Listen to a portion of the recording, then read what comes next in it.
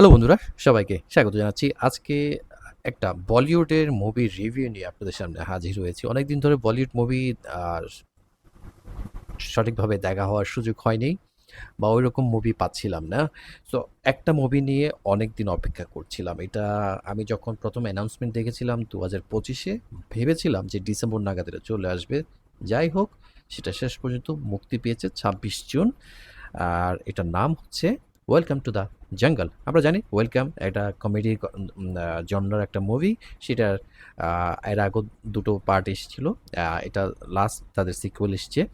হয়তো কন্টিনিউ হবে কিনা সেটা সময় তাদেরকে বলে দিবে, আমরা জানতে পারবো। সো ফিরোজ এ নারিওয়ালা, এই মুভিটা অনেক দারুণ ছিল। আমরা এর আগেও দেখেছি, যেখানে আপনার অনিল কাপুর ছিল, আহ, নানা পাটেকর ছিল আগের সিরিজগুলোতে।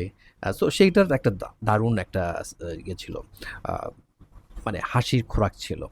এবারটা নিয়ে আরও বেশি প্রত্যাশা ছিল, কারণ এখানে সব মিলিয়ে ৩৪ জন, যদি আমি ভুল না করে থাকি। আমি আহমেদ খান এটার পরিচালক। উনি যদিও ডান্স ডিরেক্টর, কিন্তু উনি অনেকগুলো মুভি ডিরেক্ট করেছেন। সো সেই জায়গাতে উনি এটাতে ডিরেকশন করেছেন। সো যেহেতু ৩৪ জন আর্টিস্ট আছেন এবং বড় বড় নাম, সুনীল শেট্টি আছেন, আহ, তারপর আপনার ফরিদা জালাল আছেন, আহ, জ্যাকি শ্রফ আছেন, আপনার অক্ষয় কুমার আছেন, হ্যাঁ, জ্যাকলিন ফার্নান্দেস আছেন, তারপর আপনার দিশা পাটানি আছেন। এছাড়া আপনার কিকু শর্মা, কিকু আছেন, তারপর কৃষ্ণা আছেন, one of my favourite all time, জিনাকে দেখে আমরা বড় হয়েছি কমেডির, তিনি হচ্ছেন কে, জনি লিভার। এছাড়া আরও অনেকে আছেন, নামটা হয়তো এখন মনে করার আসছে না। যাই হোক, এই যে ৩৪ জন আর্টিস্ট, এখানে দালাল মেহেন্দি পর্যন্ত আছেন।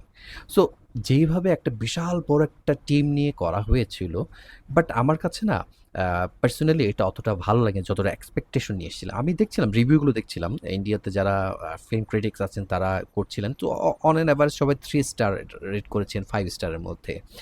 কারণটা হচ্ছে গল্পের তেমন কোনো একটা শক্তিশালী কোনো ইয়ে ছিল না, বেস ছিল না। বিষয়টা হচ্ছে এরকম, একটু আপনাদেরকে স্পয়লার দিয়ে দিই। এক করাপ্টেড পলিটিশিয়ান, তার টাকাকে উনি চাচ্ছিলেন যে ইলেকশন আগে কিছু একটা করার জন্য। তো সেই জায়গাতে উনি চাচ্ছিলেন টাকাটা নষ্ট করা যায় কিভাবে? সেটা নিয়ে ফ্লপ মুভি করা। ফ্লপ মুভির জন্য ফ্লপ ডিরেক্টর পারেশ রাওয়ালকে নিয়ে আসা। সেখান থেকে ফ্লপ আর্টিস্ট খুঁজে বের করা, অক্ষয় কুমারকে নিয়ে আসা, যেখানে হচ্ছে টাকা মানে নষ্ট করবে, উড়াবে। সো এই যে সিক্যুয়ালটা নিয়ে এসছে, একটা সময় তারা মুভি করে, আপনার লারা দত্ত তাদেরকে ট্রেন্ড আপ করে আর্মি সিক্যুয়েলের জন্য।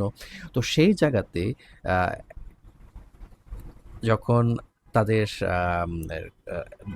গভর্নমেন্ট রেড করে, সেই জায়গাতে তারা বলছে একদিনের মধ্যে আপনার ইয়েটা শেষ করতে হবে, শুটিংটা শেষ করতে হবে। তাই তারা লাস্ট লোকেশন হিসেবে তারা একটা রিয়েল গ্রামে চলে যায়, কারণ তার আগে তাদের যে সেটটা ছিল সেটা তারা ভুলে ব্লাস্ট করে ফেলে।